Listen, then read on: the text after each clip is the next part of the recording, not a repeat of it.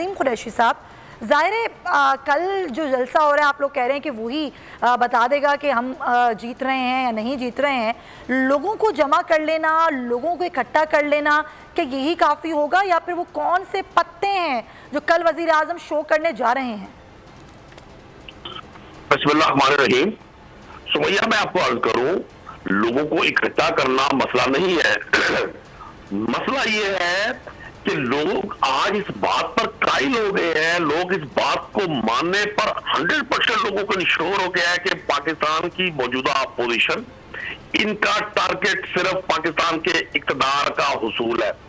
अभी बैरिस्टर हामिद हसन साहब ने बड़ी शानदार तकरीर की और हमारी बड़ी नाकामियां और बड़ी नाअहलियां गिनवाई।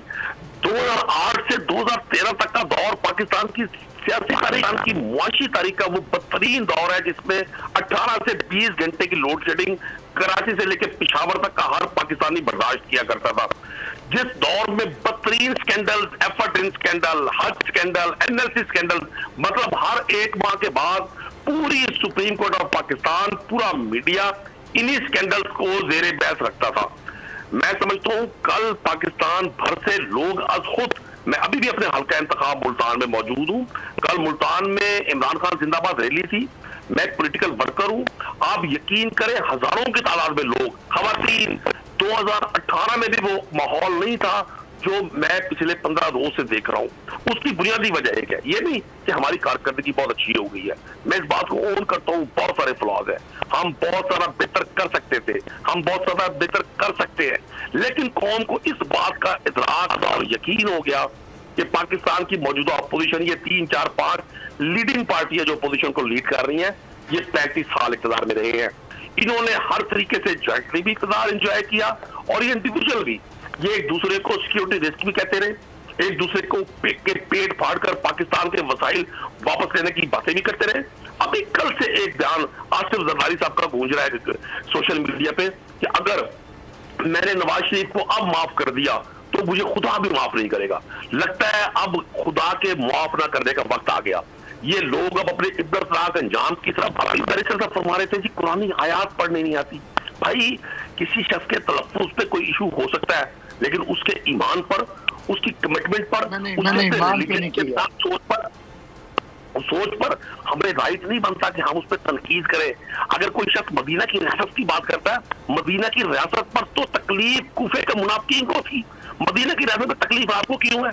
मदीना की रियासत बनी नहीं है, लेकिन मदीना की रियासत की आइडियोलॉजी दी है एक शख्स ने, चाहे इंसाफ सबके लिए हो, जहाँ वसाइल सबके लिए हो, वहां ये ना हो कि अरबपति लोग गरीब हारी की पॉलिटिक्स करें, बिलियन से हर प्रोविंशियल हेडक्वार्टर में अरबों के महलात बनाकर बिलावल हाउस में रहने वाले सिंध के एक नंगे सर, तो तब्दील तो अभी आप लोग भी कुछ नहीं कर सके ना, बात ही की जा रही है। अगर मुझे समिया मुझे मौका, जी बिल्कुल, मैं आपको मौका दूंगी आमिर साहब, इनकी बात मुकम्मल हो जाए। नदीम साहब, आप लोग भी अभी बात ही कर रहे हैं ना सिर्फ। देखिए सुमैया, ये 22 करोड़ लोगों की आबादी का मुल्क है, इशूज की एक भरमार है। मैं आपको बार बार अपनी एग्जांपल दूंगा। मैं रुकन असेंबली हूं, मुझे आइडिया ही नहीं था कि पटवारी से लेके और एक प्रोविंशियल हेड जो गवर्नमेंट मशीनरी है, उस सबको इस 35 साल फरसूदा निजाम ने करप्ट कर दिया। यहाँ सरकारी बाबू सीट पर बैठता ही पैसे कमाने के लिए है। वो तो अभी भी हो रहा है ना, वो तो अभी भी हो रहा है। आप किसी भी सरकारी दफ्तर में चले जाएं, यही सूरत हाल है। मेरी बहन, मैंने कब कहा कि सब ठीक हो गया? मैं कह रहा हूँ कि चीजें ठीक होने की तरफ जा रही हैं इस अपोजिशन को। मेरा दावा क्या है? मैं आम पाकिस्तानी की हैसियत पूछता हूँ। ये फरमाते थे वोट को इज्जत दो, ये कहते थे डेमोक्रेसी मजबूत होनी चाहिए, ये कहते थे पार्लियामान मजबूत होनी चाहिए। अब ये साजिशें करके वोट को इज्जत दे रहे हैं। जो लोग पाकिस्तान तहरीक के वोट पर मुंतखब होकर रुकन असेंबली बने, मैं रुकन असेंबली हूँ, मैं 5 लाख लोगों का नुमाइंदा हूँ।